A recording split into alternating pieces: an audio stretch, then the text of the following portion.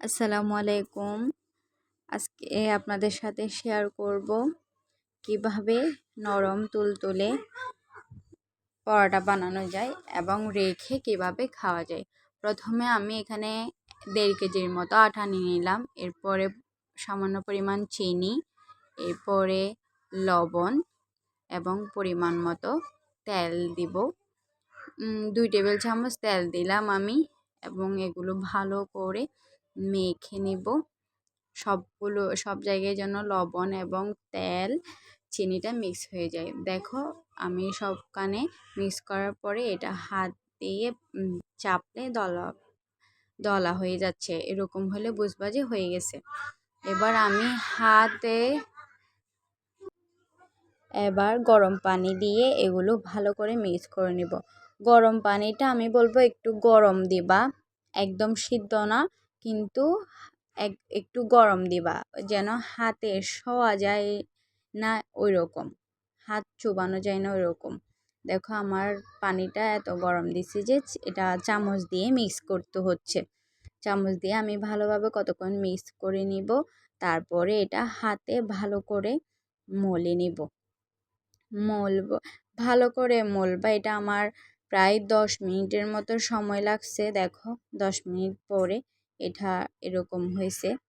এরপরে এটা একটু এখন শক্ত দেখা যাচ্ছে, কিন্তু এটা যখন রেস্টে দিবা তোমরা তখন এটা অনেক নরম হয়ে যাবে। এখন আমি ভালো করে মলে একটা প্লেট দিয়ে এটা ঢেকে 1 ঘন্টার মতো রেখে দিলাম। 1 ঘন্টা পর দেখো ডোটা অনেক নরম হয়ে গেছে, অনেক সফট হয়ে গেছে। এখন দেখো কত সফট হয়ে যাচ্ছে, দেখতেই বোঝা যাচ্ছে। এবার এইটাকে আমি লম্বা করে 4 পিস করে কেটে নিব, যেন একটা ডোতে 4টা পরোটা হয়। ওভাবে করে কেটে নিব আমি। তোমরাও এটা ফলো করিও। আমি কিভাবে করতেছি সেটা একবার ফলো করলে অবশ্যই তোমাদের আমার আশা করি তোমরা যদি বুঝে শুনে করো তাহলে আশা করি তোমাদের রেসিপিটা ভালো লাগবে।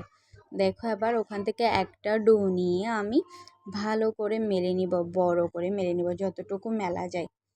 দেখো বড় করে মেলে নিলাম আমি। এরপরে এখানে পরিমাণ মতো 1 চা চামচ তেল দিয়ে পুরো পরোটাটাতে, পুরো ভেলা রুটিটাতে এটা মেলে দিব। মেলে দেওয়ার পরে এভাবে ভাঁজ করে নিব। এভাবে 4 কোণা করে ভাঁজ করব। ভাঁজ করে দেখো এখানে তেলটা অবশ্যই দেওয়ার চেষ্টা করবা তোমরা। তেলটা না দিলে পরোটাটা ভালো হয় না। ভিতরে তেলটা অবশ্যই দেওয়ার চেষ্টা করবা। এবার দেখো আমি একটা ছুরি দিয়ে মাঝখানে 2 ভাগ করলাম, এরপরে 2 ভাগকে 4 ভাগ করলাম। দেখো ইজিলি একটা রুটি থেকে আমরা 4টা পরোটা বানাতে পারছি। কিন্তু রুটিটা অবশ্যই একটু বড় হতে হবে। এবং তুমি তো দেখছো কতগুলো ওখানে আটা নিছি, মানে একটা ডোতে 4টা পরোটা হয় মতো ভাগ করে নিবা। আমি 4 অংশে ভাগ করে দেখো পরোটাগুলো অত পাতলা হয় নাই, আবার অত মোটাও হয় নাই। আমি সবগুলো কেটে এভাবে সবগুলো বেলে নিলাম। দেখো কত সুন্দর হয়েছে, এত ছোট হয়, অনেক বড় হয়েছে। দেখো আমি এভাবে হালকা করে এগুলো ছেঁকে নিয়ে আসছি। এবার এগুলো সংরক্ষণের পালা। এরকম একটা গামলা বা বাটিতে এগুলো ফ্রিজে তোমরা 7 থেকে 15 দিন রেখে নরমালে খেতে পারবা।